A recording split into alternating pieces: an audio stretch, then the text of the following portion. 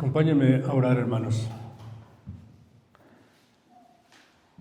Padre Santo, Dios, Creador nuestro, Redentor nuestro, tú que tienes cuidado de cada uno de nosotros, tú, Señor, que nos has redimido, que nos libras cada día de nuestros enemigos y nos preparas, Señor, para vivir nuestra vida cada día en este mundo que ciertamente es hostil para nosotros como cristianos. Te alabamos, Señor, te damos toda la honra y toda la gloria. Te pedimos, Señor, de tu gracia. Te pido, Señor, de tu gracia para la exposición de este sermón, de esta predicación. Que tú seas glorificado, Señor.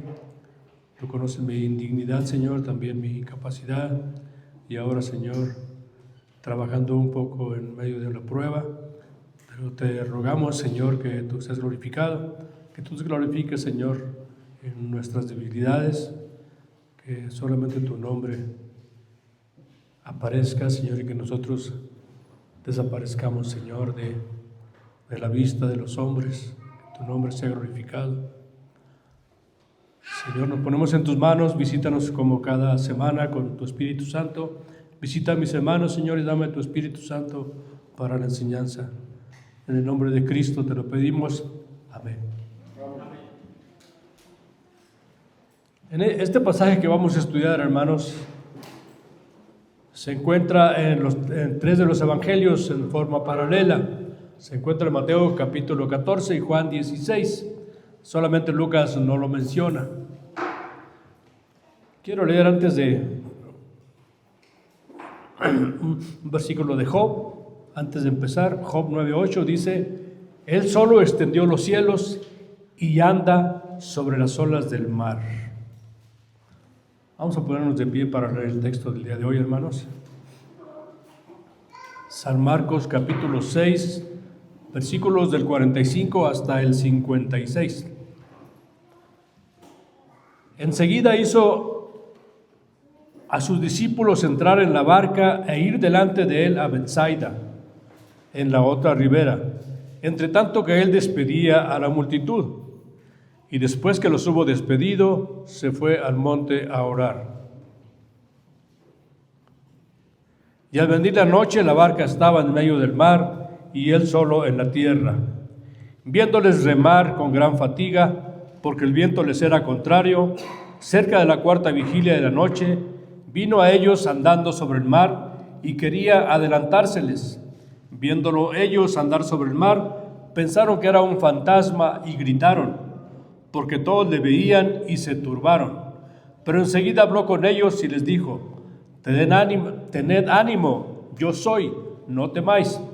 Y subió a ellos en la barca, y se calmó el viento, y ellos se asombraron en gran manera y se maravillaban, porque aún no habían entendido lo de los panes, por cuanto estaban endurecidos sus corazones.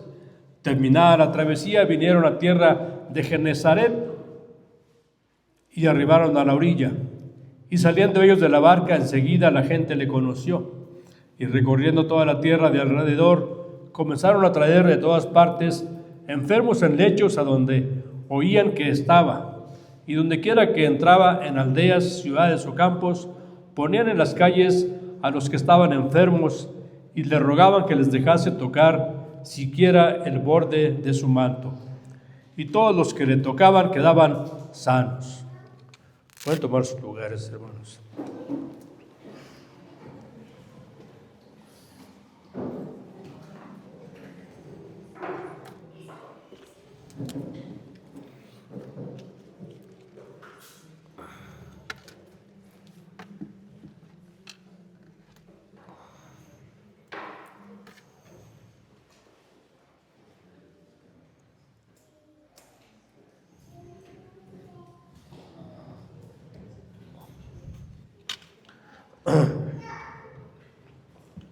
Bien, hermanos, no sé si sea parte de la gripe, pero creo que se le acabó la pila a mi aparato auditivo.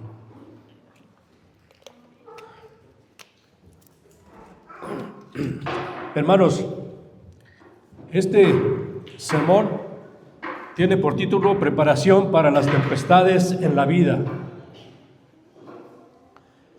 Y tengo 3 puntos sobre los cuales voy a explicar esta enseñanza de Marcos. El número 1 se llama la clave al prepararnos para cualquier actividad. La clave para prepararnos cada uno de nosotros para cualquier actividad. Y dice, empieza la palabra aquí, hermanos. Antes de leer el texto, les quiero comentar, hermanos, que lo que vimos la semana pasada fue uno de los portentos más asombrosos que aún en el día de hoy nos mantienen a nosotros estupefactos, asombrados, sin explicación. Y ese milagro fue la alimentación de 5,000 personas con 5 panes y 2 peces. Y cuando estaban en ese monte, se empieza a hacer tarde, se empieza a llegar la noche, y el Señor ahora sí tiene que despedir a sus discípulos, porque antes los discípulos le habían dicho a la gente. Antes los discípulos le habían dicho que despidiera a la gente porque se iba a hacer de noche y no tenían que comer. Entonces fue cuando el Señor probó a sus discípulos, y luego ya después lo comentamos la semana pasada, cómo el Señor hizo ese milagro de la multiplicación de los panes y de los peces, y cómo repartieron entre 5,000 varones, como dice Mateo, sin contar las mujeres y los niños, y hacíamos un estimado de que pudieran haber sido hasta 15,000, 16,000 personas, a quien el Señor alimentó con 5 panes y 2 peces. Ahora sí ya se estaba acercando la noche y el Señor está despidiendo a la gente. Dice el versículo 45, enseguida hizo a sus discípulos entrar en la barca e ir delante de él a Betsaida, en la otra ribera, entre tanto que él despedía a la multitud. Cuando leí este texto, hermanos, me hizo ruido, porque la semana pasada yo les comenté que se habían ido el Señor Jesucristo con sus discípulos a buscar un lugar desierto, un lugar apartado para tener reposo, para tener descanso. Los discípulos habían regresado de predicar el Evangelio, el Señor los había mandado, y el Señor Jesucristo también había estado predicando el Evangelio y predicando la palabra allí en ese lugar. Ambos estaban cansados y el Señor Jesucristo dijo, vámonos a un lugar, y se fueron en la barca y llegaron a un lugar que la semana pasada les dije que era Betsaida Julia. Sí existe ese lugar que se llama Betsaida Julia, pero ese lugar está como a 1,5 millas de la playa. Como quiera, los apóstoles y el Señor no llegaron a la ciudad de Betsaida, llegaron a un lugar cerca de Betsaida. Pero entonces no hacía match con lo que explicaban los otros evangelios, como que no checaba. Y porque habíamos leído previamente en Lucas y tomándolo se retiró aparte a un lugar desierto de la ciudad llamada Betsaida. Aquí hasta ahí podemos decir que estamos bien. Pero entonces aquí el Señor Jesucristo dice que les despidió a la gente y luego ahora despide a sus discípulos, les pide entrar en la barca e ir delante de él a Betsaida. ¿Cómo? Si Lucas se había dicho que iban a Betsaida y ahora el Señor Jesucristo los despide y le dice váyanse a Betsaida, algo no está bien. Pero por la gracia del Señor, hermanos, el Señor es bueno. Realmente bueno y misericordioso, y tiene cuidado de cada uno de nosotros. Yo estaba luchando con esto y con mi nariz, cuando el Señor me llevó en su providencia a ver allí en el internet a 2 historiadores, a unos comentarios de 2 historiadores. Uno de ellos se llamaba Plinio el Viejo y el otro que ya conocemos, Flavio Josefo. Ambos hablan de otra ciudad que se llamaba Betsaida. Incluso dan la dirección, la latitud y la longitud de dónde se encontraba esa ciudad. Luego ellos dicen que hay dos ciudades que se disputan ese honor de llamarse Betsaida o la antigua Betsaida. El día de hoy se llama esas ciudades Et-Tel y El Araj. Entonces, hermanos, el Señor Jesucristo sí llevó a sus discípulos a un lugar cercano a Betsaida, pero no a Betsaida Julia. Betsaida Julia estaba al norte y la otra Betsaida, la que aquí están comentando estos historiadores, estaba más al sur, estaba cerca en la playa. Pero como les comentaba, ni siquiera llegó a Betsaida, se quedó en un lugar, en un monte cerca de Betsaida.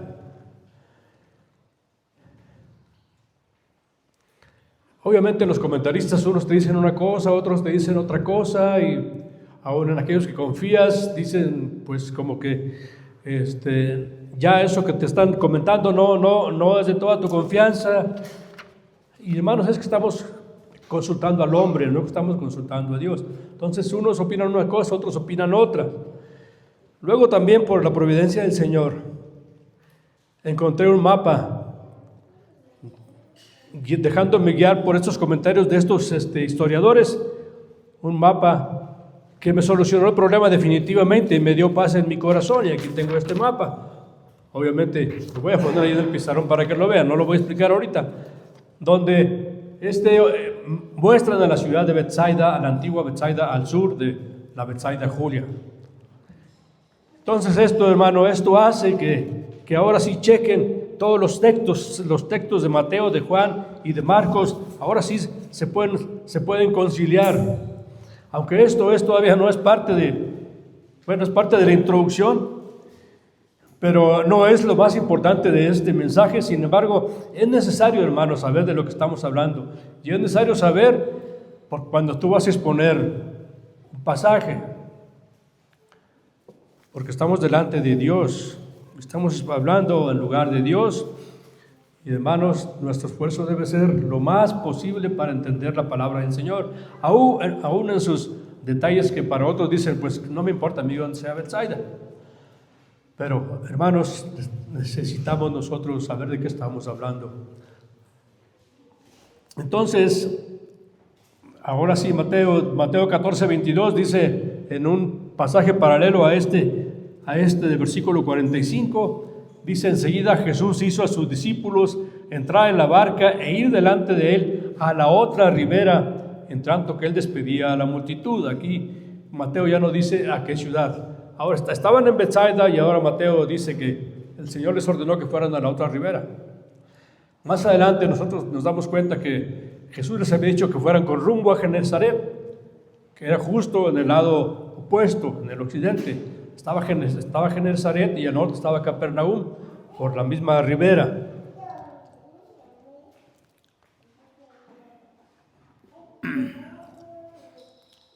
Entonces el Señor les había dicho a sus discípulos, y quiero comentarles un texto, literalmente, hermanos.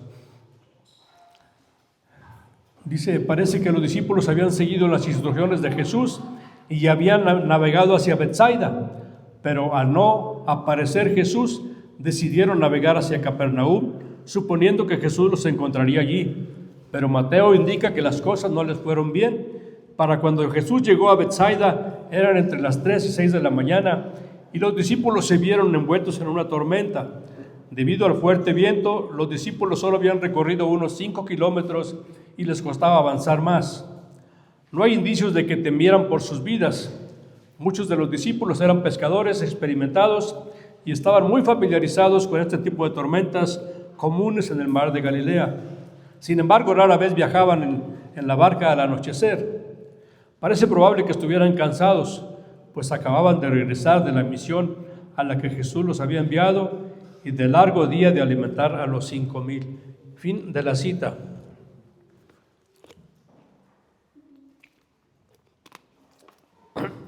Y con esta cita, hermano, pues ya estamos comentando. Ya aquí nos está hablando de lo que hemos leído en este capítulo de Marcos.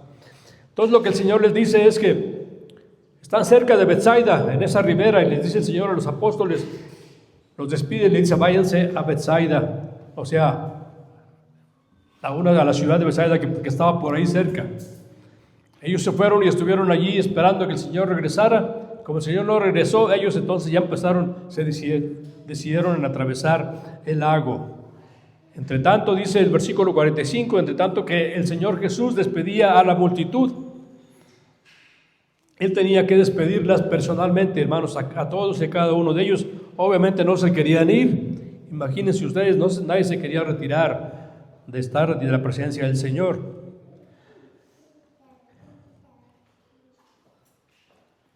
Después que los hubo despedido,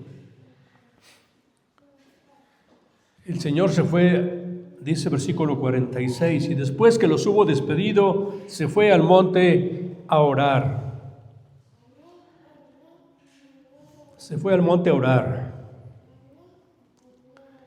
No estaba muy cansado el Señor, hermanos.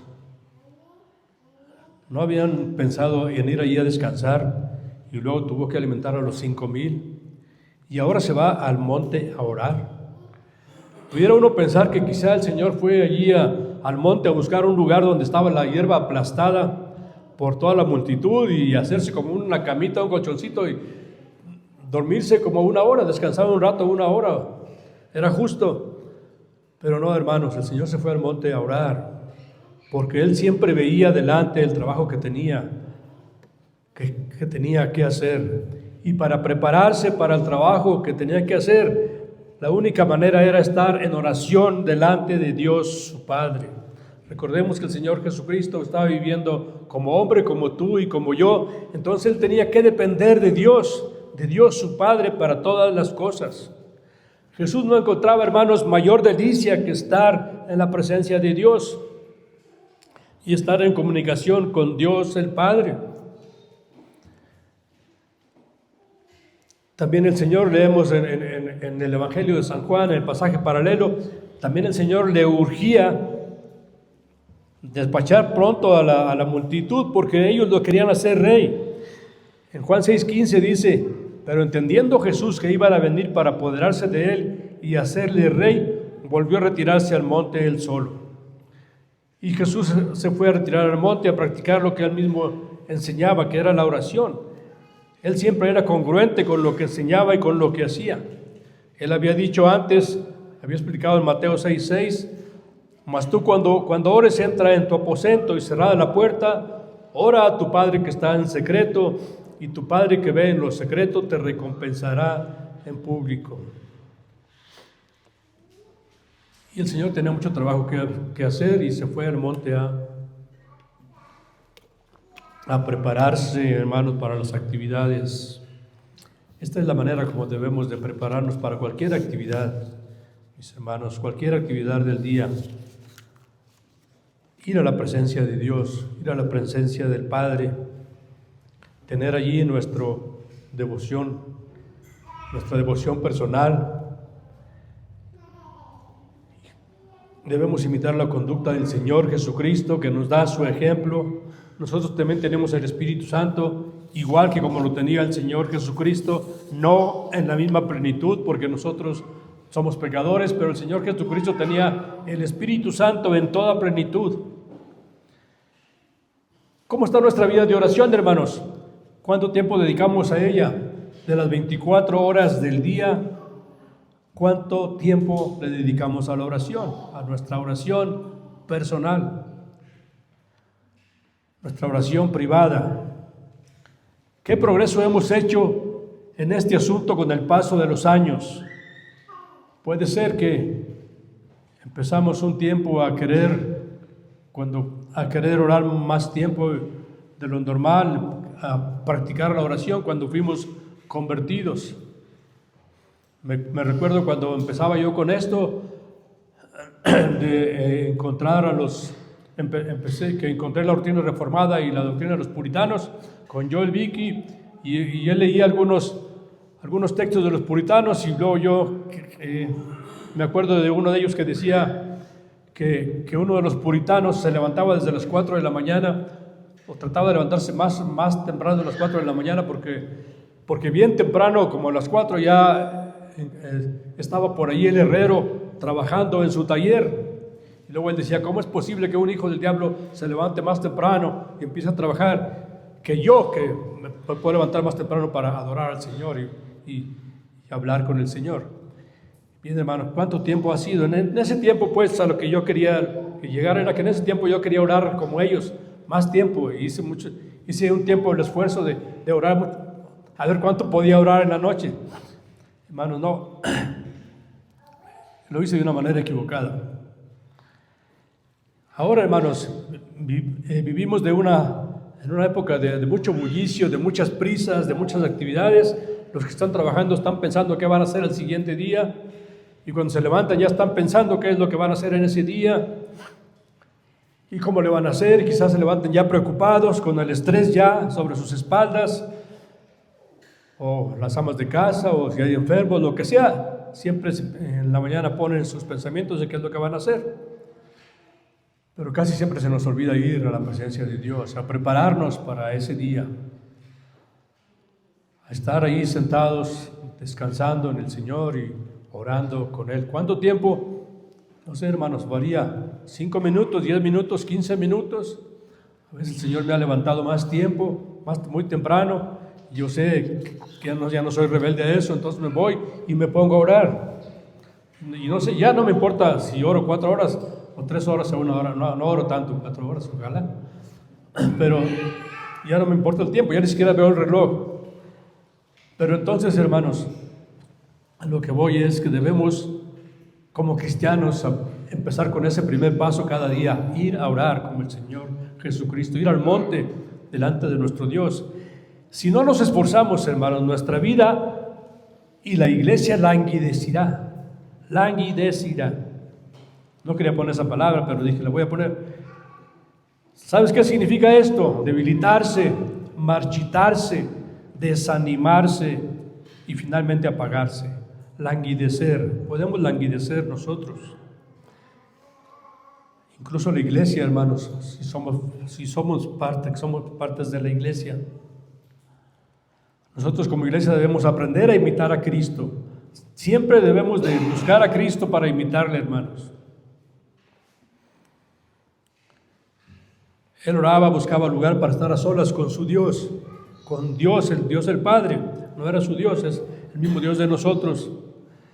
Me gustó un texto que dijo un escritor que dice, por otra parte, el hombre nunca está menos solo que cuando está a solas con Dios. Busquemos, hermanos, que sea nuestra primera acción durante el día, buscar al Señor para prepararnos para nuestras actividades.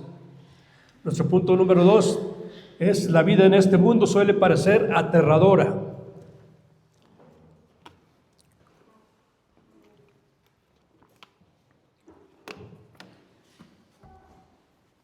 Versículo 47.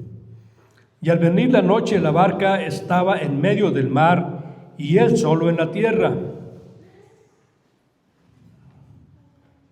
Señor Jesucristo se había quedado a orar. Los discípulos estaban en el mar. Dice el versículo 28, viéndolos remar con gran fatiga, porque el viento les era contrario.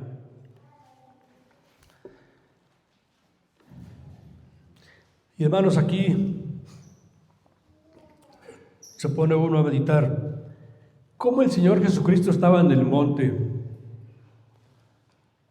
en un pequeño monte, como habíamos comentado, y vio a los discípulos que estaban en el mar, como a 5 kilómetros, más o menos, y que estaban remando con gran fatiga. Primero, cómo los vio, después que estaban remando con gran fatiga, y luego que el viento era contrario.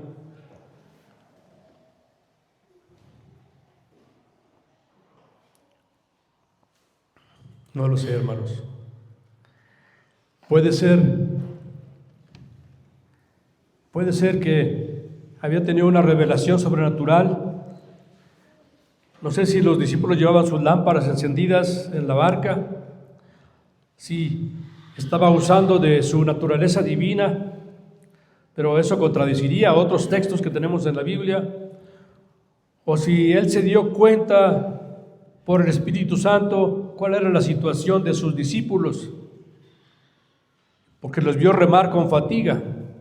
Para mí eso también es otro milagro, hermanos, y también lo creo. El Señor Jesucristo los vio desde el monte, de alguna manera sobrenatural, como yo no sé explicarla, pero los vio que estaban remando con gran fatiga y que iban en medio del viento, en medio de una tempestad de aire, no de agua, sino de aire. El viento les era contrario y las grandes olas se levantaban contra la barca. Ellos iban remando con gran fatiga, dice la palabra. Entonces, cerca de la cuarta vigilia de la noche, vino a ellos andando sobre el mar y quería adelantárseles. Lo que dice el versículo 48.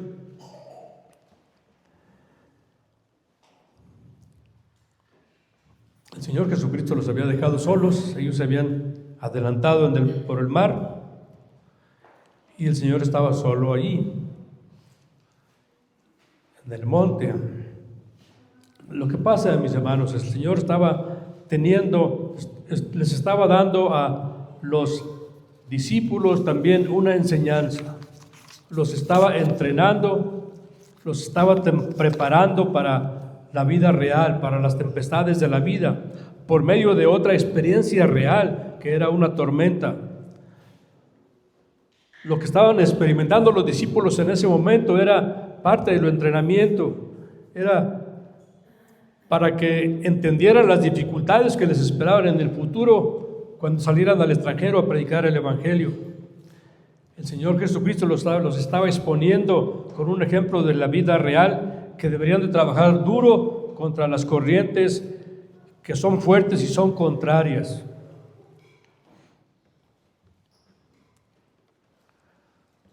En ocasiones el Señor así nos trata a nosotros, hermanos, como a sus discípulos.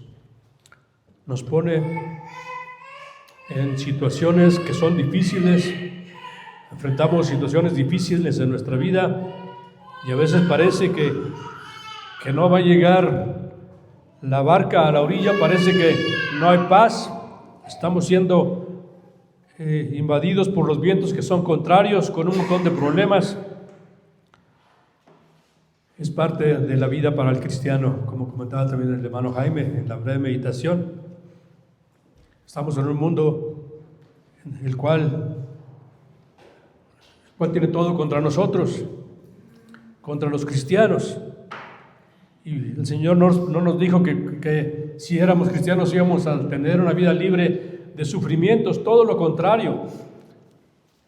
Dijo, si a mí me han aborrecido, también a vosotros os aborreceréis, os aborrecerán. Como lo trataron a Él, nos van a tratar a nosotros. Quizá algunos de nosotros nos llegue a tocar la persecución. Como Él murió, quizá algunos de nosotros muramos, como murieron muchos de sus discípulos. Todos los discípulos, a excepción del apóstol Juan, fueron sacrificados, fueron muertos, sacrificados, decapitados, alanceados, quemados, apedreados. La vida de la persona que es cristiana no es sencilla en este mundo. Entonces aquí están los discípulos siendo probados, hermanos. Están en medio de una prueba. Baja el Señor y vino a ellos andando sobre el mar y quería adelantárseles. Este es otro milagro, hermanos. El Señor Jesucristo bajando y caminando sobre el mar. Dice que era la cuarta vigilia de la noche. Ellos acostumbraban a dividir la noche en vigilias, en periodos de 3 horas. Entonces esto nos lleva a pensar que esto fue entre las 3, un poco antes de las 3 a las 6 de la mañana. El Señor Jesucristo vino a ellos andando sobre el mar.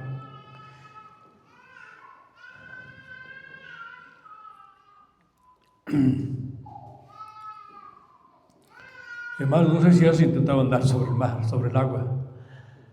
Es imposible físicamente, hermanos, es imposible, es algo sobrenatural. Para que alguien camine sobre el mar y que haya caminado 5 kilómetros sobre el mar, hasta llegar a sus discípulos simplemente es algo sobrenatural. Es algo que solamente Dios lo puede hacer. Esto es claramente una teofanía. Una teofanía, hermanos, es la manifestación de la divinidad de Dios. Por eso leí Job al principio, porque decía, Él solo extendió los cielos y anda sobre las olas del mar. Aquí estamos viendo que Él vino a ellos caminando, andando sobre el mar, caminando como si fuera caminando sobre el campo. Isaías 43:16 dice, así dice Jehová, el que abre camino en el mar y senda en las aguas impetuosas. Jehová, el que extiende los cielos, el que anda sobre las olas del mar, es Cristo.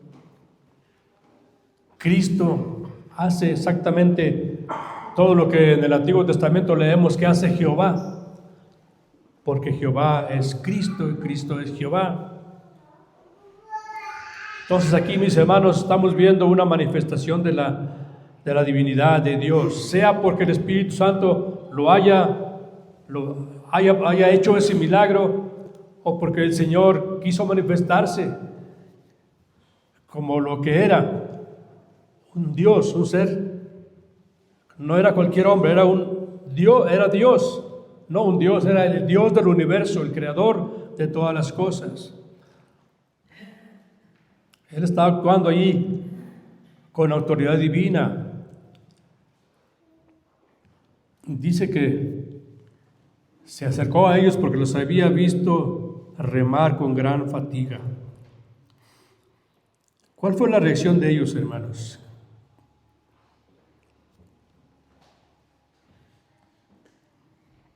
Viéndolo ellos andar sobre el mar, pensaron que era un fantasma y gritaron. Se asustaron, hermanos, quedaron completamente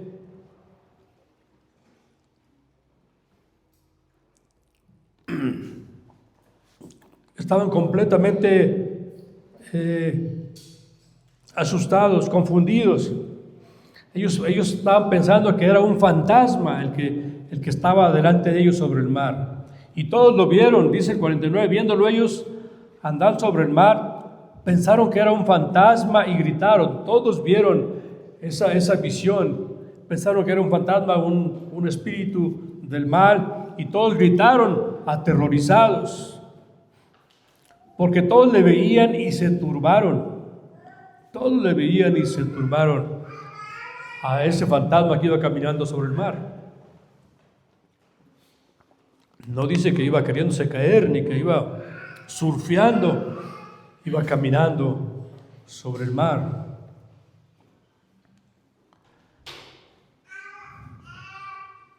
Solamente Dios puede hacer eso, hermanos, ir contra la naturaleza, porque Él es Dios, el Dios de la naturaleza, y quería adelantárseles, como que los quería rebasar.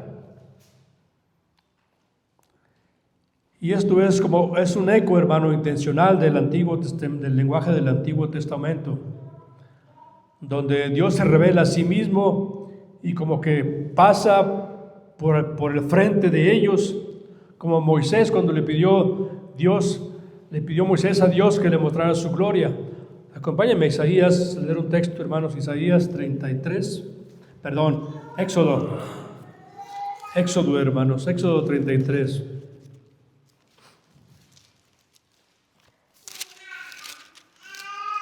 Vamos a leer del 18 al 23, cuando Moisés le dijo a Dios que se mostrara. Moisés, del 17 en adelante.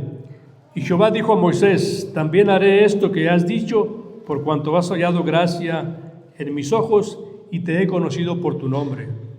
Él entonces dijo, te ruego que me muestres tu gloria. Y le respondió, yo haré pasar todo mi bien delante de tu rostro y proclamaré el nombre de Jehová delante de ti, y tendré misericordia del que tendré misericordia, y seré clemente para con el que seré clemente. Dijo más, no podrás ver mi rostro, porque no me verá hombre y vivirá. Y dijo aún Jehová: he aquí un lugar junto a mí, y tú estarás sobre la peña, y cuando pase mi gloria yo te pondré en una hendidura de la peña y te cubriré con mi mano hasta que haya pasado. Después apartaré mi mano y verás mis espaldas, mas no se verá mi rostro. Primero lo protege a Moisés en la roca, antes de que pueda ver la santidad de Dios. Por eso el Señor parecía como que se les quería adelantar, porque era un eco, como que era un tipo de lo que ya había pasado en el Éxodo.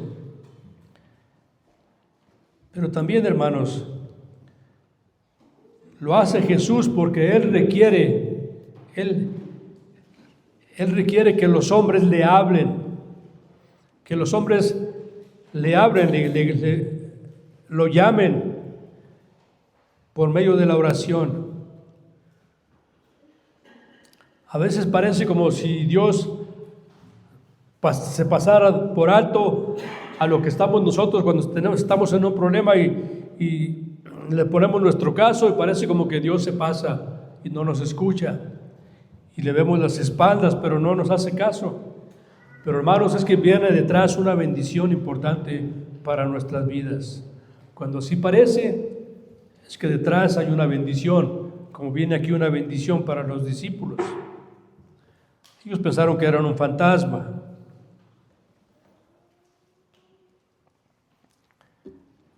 Quiero leer aquí un texto brevemente de un autor que se apellida Edwards. Dice: en las tormentas, las adversidades y la derrota, la autosuficiencia humana se revela como lo que es insuficiencia humana.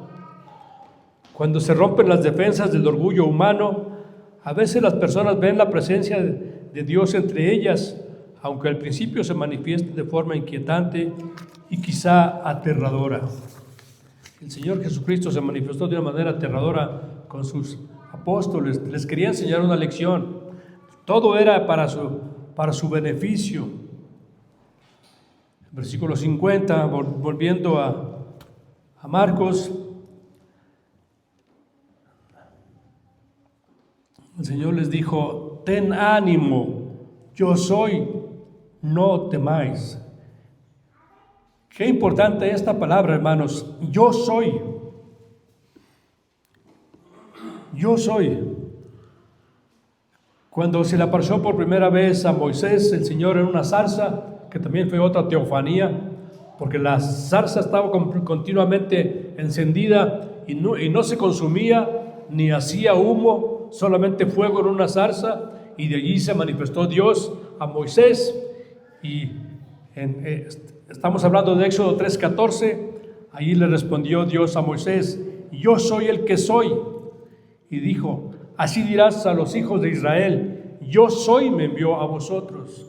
Y la palabra yo soy también es el tetragramatón, que son 4 palabras que son bien difíciles de pronunciar en hebreo, pero que hablan de Dios, del Creador, el Creador de todas las cosas. Cuando el Señor Jesucristo usa la palabra yo soy, Él está diciendo que Él es Dios, que Él es Dios, que Él es el mismo que se le apareció en la zarza, el mismo que se le apareció a Moisés. Cuando estuvimos viendo el Evangelio de San Juan, aquellos que son muy viejitos en esta iglesia, muy viejitos como yo, se han de acordar que pasamos por San Juan y vimos los 7 yo soy, los 7 yo soy que pronuncia ahí el Señor Jesucristo. No sé si se acuerdan cuáles son esos 7 yo soy. Bueno, es para que se pongan a pensar, hermanos. No vamos a hablar sobre ellos ahorita, pero cuando el Señor Jesucristo dice yo soy, algo pasa. Cuando lo fueron a prender, cuando lo fueron a tomar preso en el huerto de Getsemaní, y que se acercaron ahí los Judas junto con una turba, cuando preguntaron por él, él les dijo yo soy, y retrocedieron y cayeron a tierra. Y este yo soy, hermanos, es el que cada semana viene aquí y te dice que vengas a Él, que le busques, que Él quiere pasa a propósito por tu vida para que tú le llames y le busques, porque Él quiere que tú le busques, quiere que tú le llames. El yo soy es el que se hizo carne, que vino a este mundo, el que murió por tus pecados y murió por mis pecados.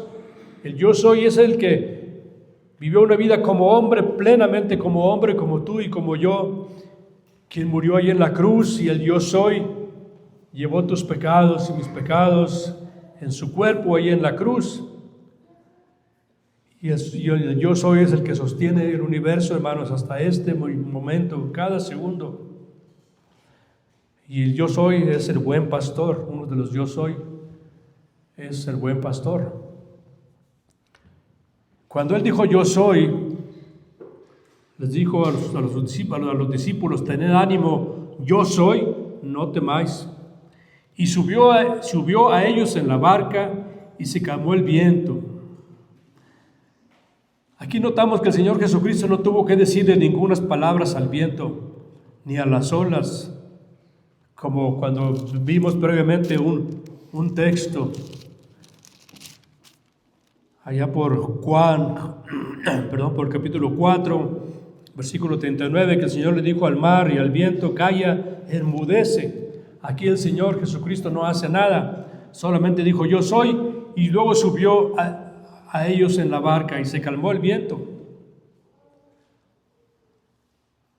Y ellos se asombraron en gran manera y se maravillaban. Finalmente, hermanos, los discípulos tienen otra revelación de ese Jesús a quien ellos seguían, que no sabían quién era este Jesús después de haberle visto hacer tantos milagros, tantas sanidades, de haber visto multiplicar el pan y los peces y alimentar a más de 5,000 personas. Y aún dice que estaban sus corazones endurecidos, porque aún no habían entendido lo de los panes, por cuanto estaban endurecidos sus corazones. Esta lección y esta manera de aparecerse del Señor Jesús como un fantasma era para llamar la atención y para que reaccionara, como para moverlos a cada uno de ellos y decirles, sepan con quién están, con quién andan con el Hijo de Dios, porque estaban endurecidos sus corazones. Es increíble, hermanos, pensar todas las señales que había hecho el Señor Jesucristo delante de ellos y encontrar ese texto en la Biblia que dice, porque aún no habían entendido lo de los panes, por cuanto estaban endurecidos sus corazones.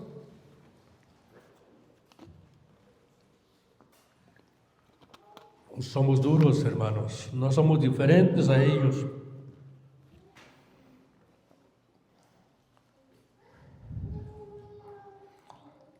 Pero con la presencia del Señor, hermano, viene la calma.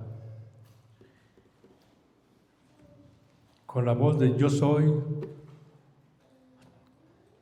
como vimos también en la lectura, los montes se mueven, los mares se abren, los ríos hacen camino con la palabra yo soy, porque es el Creador. Hermanos, si ese yo soy es nuestro Dios, si ese yo soy es Cristo, y si somos cristianos, entonces ¿por qué vivimos afanados, miedosos, desanimados y desesperados? Si Cristo está contigo, ¿por qué temes? Algunos somos tan duros, hermanos, que el Señor Jesucristo tiene que aparecerse a nuestras vidas como un fantasma.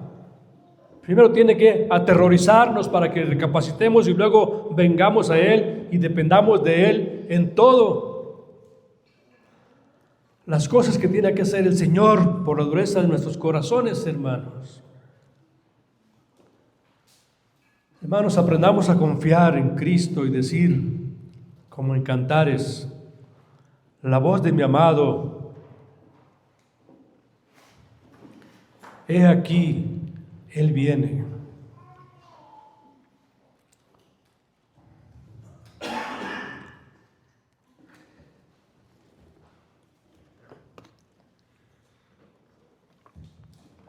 Punto número 3, hermanos.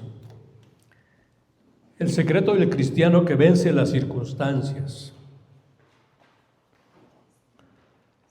Jesús estaba atento a las necesidades espirituales de sus discípulos. Nunca los descuidó, aunque aparentemente los había mandado solos.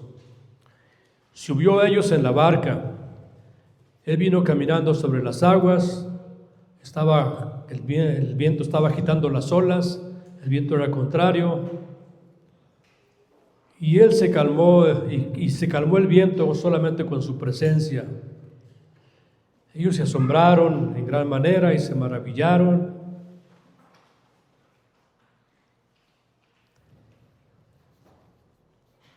Hermanos, el secreto para el cristiano que vence todas las circunstancias es tener en su barca al Señor Jesucristo. Es pedirle al Señor Jesucristo que venga a su barca, a su vida, a su corazón. Caminar con Él todos los días, independientemente de los problemas, independientemente de todas las circunstancias que estemos nosotros enfrentando. Si tú eres hijo de Dios, tú tienes los ojos de Dios sobre ti. Dios te está viendo desde el monte, de una manera maravillosa que no entendemos. Te está viendo y tiene sus ojos puestos sobre ti y no te dejará. Puede ser que parezca que se pase, pero es para darte un mayor bien. Dice el Salmo 93, 3 y 4. Alzaron los ríos, oh Jehová, los ríos alzaron su sonido, alzaron los ríos sus ondas. Jehová en las alturas es más poderoso que el estruendo de las muchas aguas, más que las recias ondas del mar.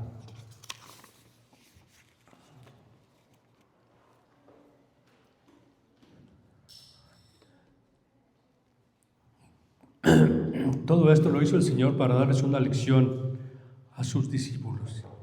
Ellos tenían una gran culpa. Ellos se asombraron esta vez profundamente porque el Señor primeramente los aterró con un fantasma. Pero ellos ya deberían de estar admirando a Cristo y su poder con todas las cosas que habían estado viendo. Ellos fallaron aún en la multiplicación de los panes, estaban sus corazones endurecidos.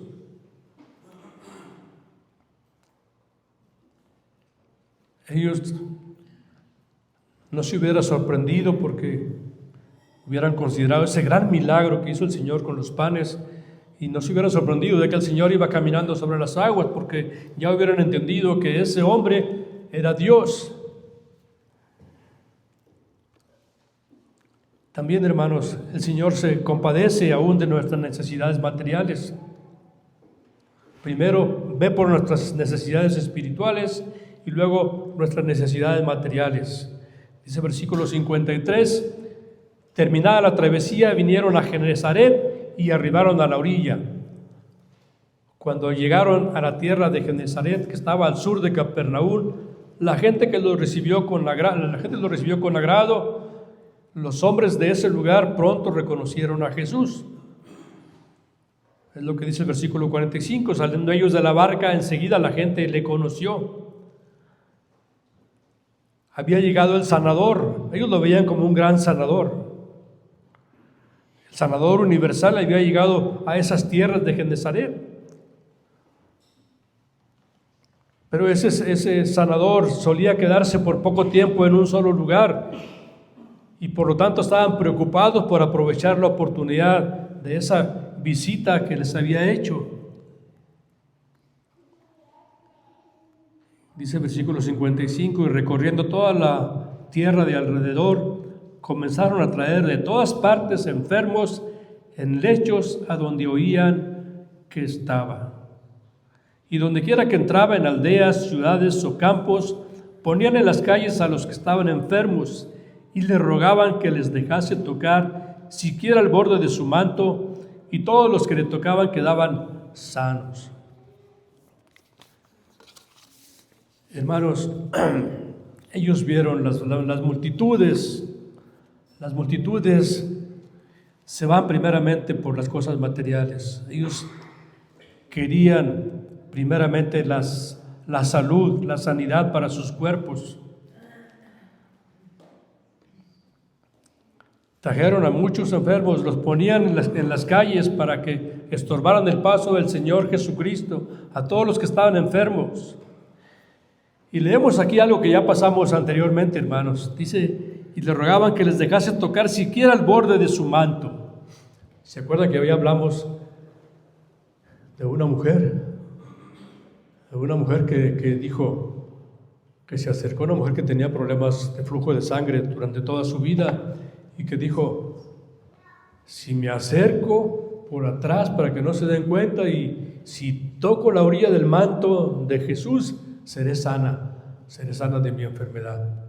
Ella con mucha fe, pensando que Jesús era un profeta, un gran profeta, y que si tocaba tan solo su manto iba a ser sana. Y en ese momento lo vimos, hermanos, ella no solamente quedó sana, sino que fue salva.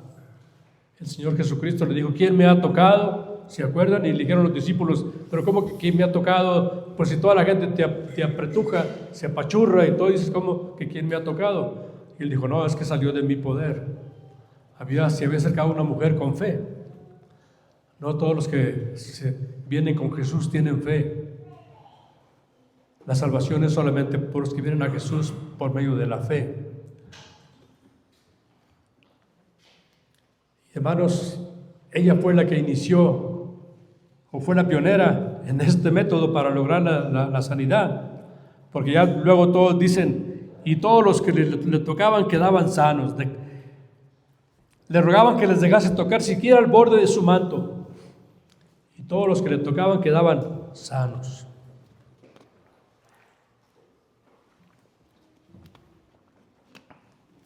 Aquí no vemos que el Señor haya podido predicar. No sabemos si esas personas se arrepintieron de sus pecados. Todos los que fueron con él allí, todos los que sanaba. Pero cuando una persona tiene fe, hermanos, y cuando el Señor lo sana, posteriormente viene el arrepentimiento. El Señor Jesucristo estuvo orando como 4 o 5 horas seguidas en la noche, porque sabía que tenía que predicar la palabra en este lugar.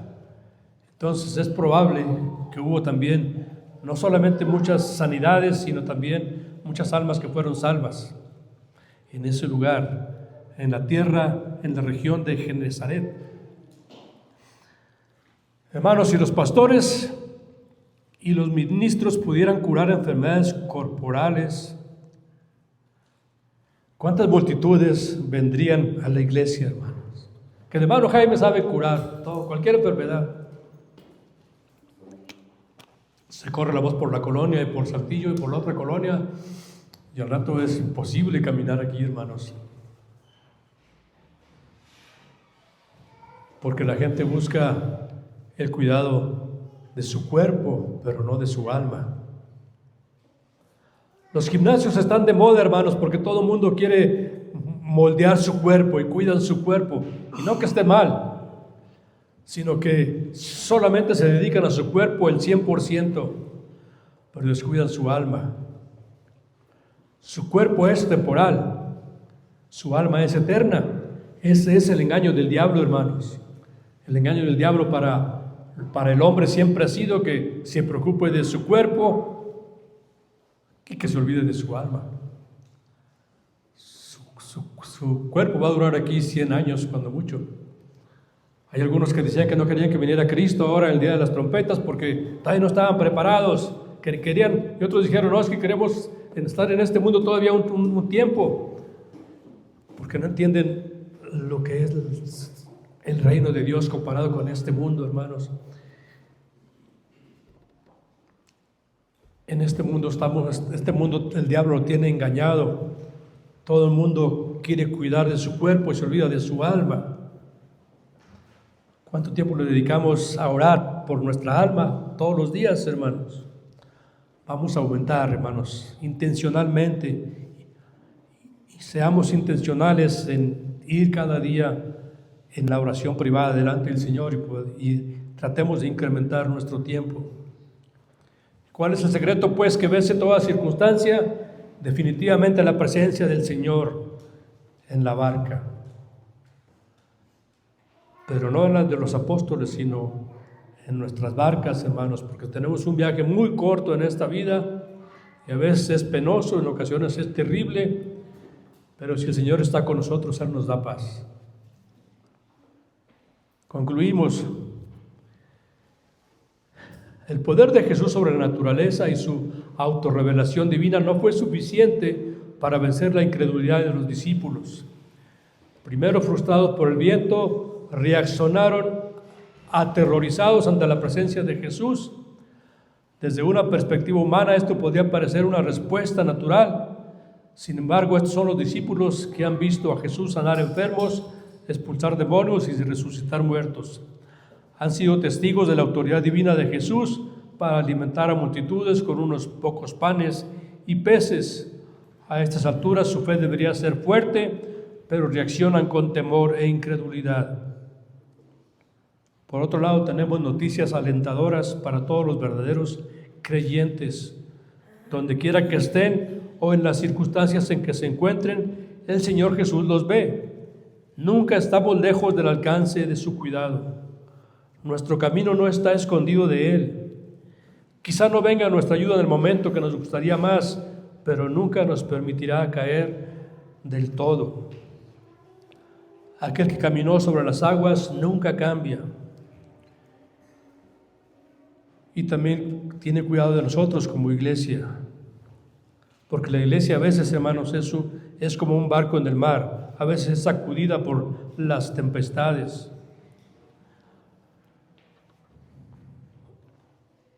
Si Cristo está con nosotros, tendremos verdadera paz y el viento y la marea se calmarán, hermanos. Isaías 41:10 dice: no temas porque yo estoy contigo, no desmayes porque yo soy tu Dios que te esfuerzo. Siempre te ayudaré, siempre te sustentaré con la diestra de mi justicia.